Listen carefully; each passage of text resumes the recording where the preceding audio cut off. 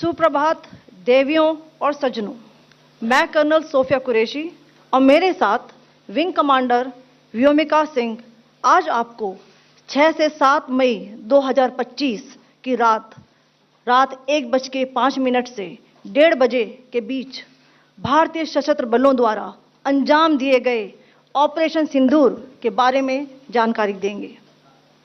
Operation सिंदूर 22 अप्रैल को पहलगाम में हुए विभत्स आतंकवादी हमले के शिकार मासूम नागरिकों व उनके परिवारों को न्याय देने के लिए लॉन्च किया गया था।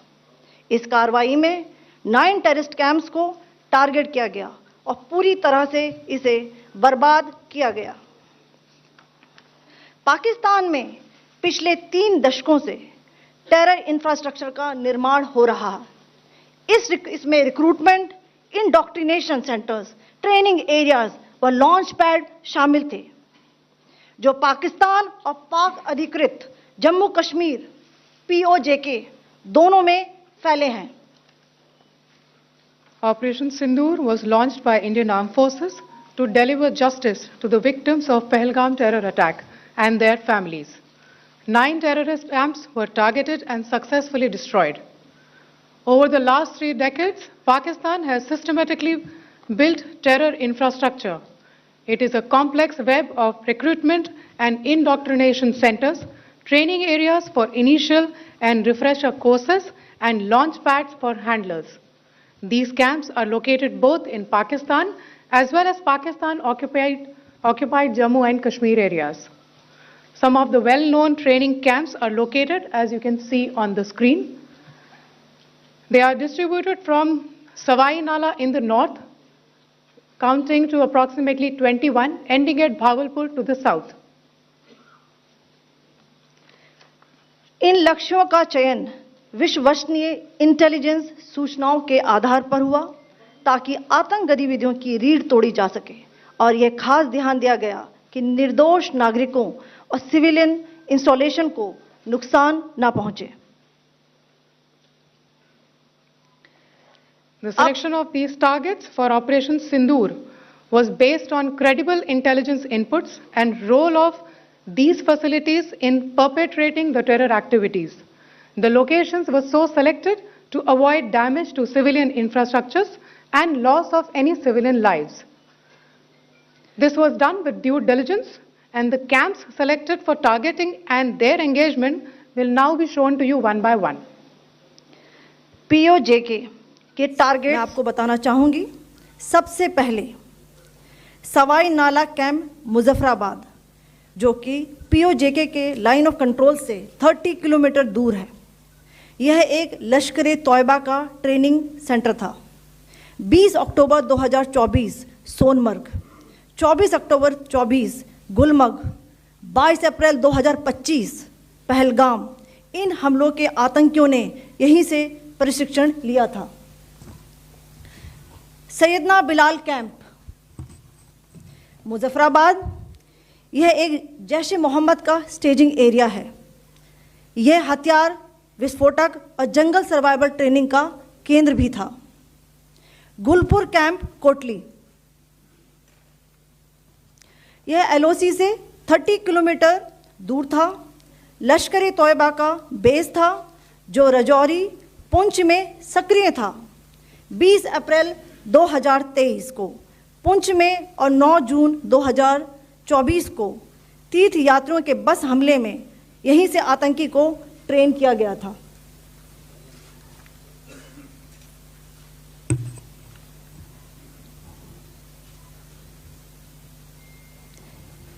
बरनाला कैंप भिंबर, ये LOC से 9 किलोमीटर दूर है।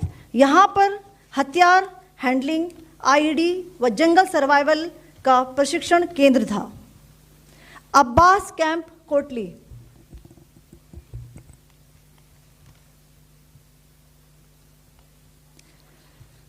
यह LOC से 13 किलोमीटर दूर है। लश्कर तौयबा का फिदाइन यहाँ तैयार होता था। इसकी कैपेसिटी 15 टेररिस्ट को ट्रेन करने की थी।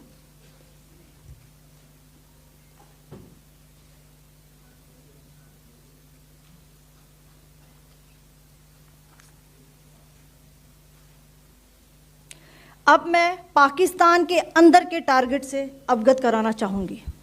पहला, सर्जिकल कैंप सियालकोट। यह अंतर्राष्ट्रीय सीमा से 6 किलोमीटर की दूरी पर है, सांबा कठुआ के सामने।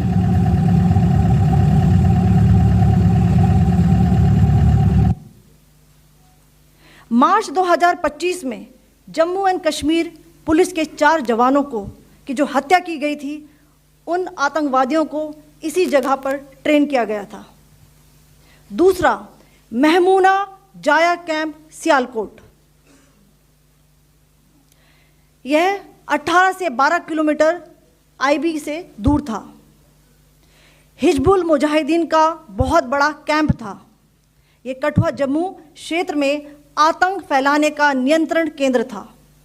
पठानकोट एयरफोर्स बेस पर किया गया हमला भी इसी कैंप से प्लान और डायरेक्ट किया गया था। मरकज ताइबा मुरीद के, यह आईबी से 18 से 25 किलोमीटर दूरी पर है। 2008 के मुंबई हमले के आतंकी भी यहीं से प्रशिक्षित हुए थे। अजमल कसब व डेविड हेडली भी यहाँ ट्रेन हुए थे।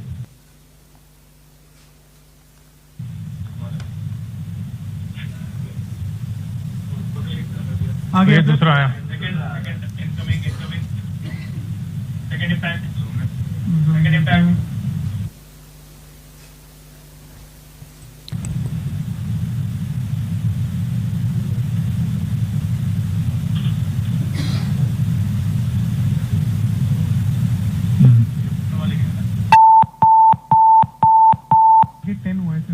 टारगेट 10 हुआ, एंक्लोजर सेम ही है। 7 it is hit the target. हाँ हाँ।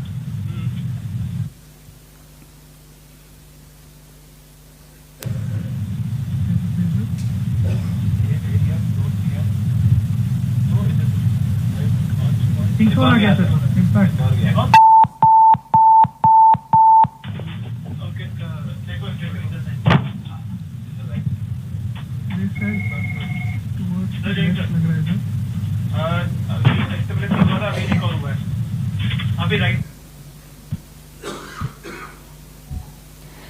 मरकज सुभान अल्लाह भावलपुर, यह इंटरनेशनल बाउंड्री से 100 किलोमीटर दूर है।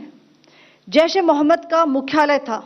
यहाँ पर रिक्रूटमेंट, ट्रेनिंग व इंडॉक्ट्रिनेशन का केंद्र भी था। शीर्ष आतंकी अक्सर यहाँ आते थे। मैं आप सबको बताना चाहती हूँ कि किसी भी सैन्य ठिकाने का निशाना नहीं बनाया गया और अभी तक किसी तरह की नागरिक क्षति की रिपोर्ट नहीं है। धन्यवाद। जय Hind. The strike on the terror camps were undertaken through precision capability, as shown to you. A niche technology weapons with careful selection of warheads was ensured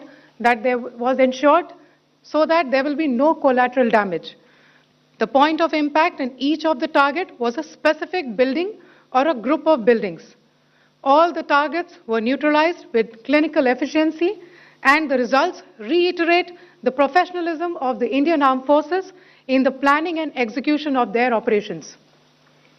No military establishments were targeted.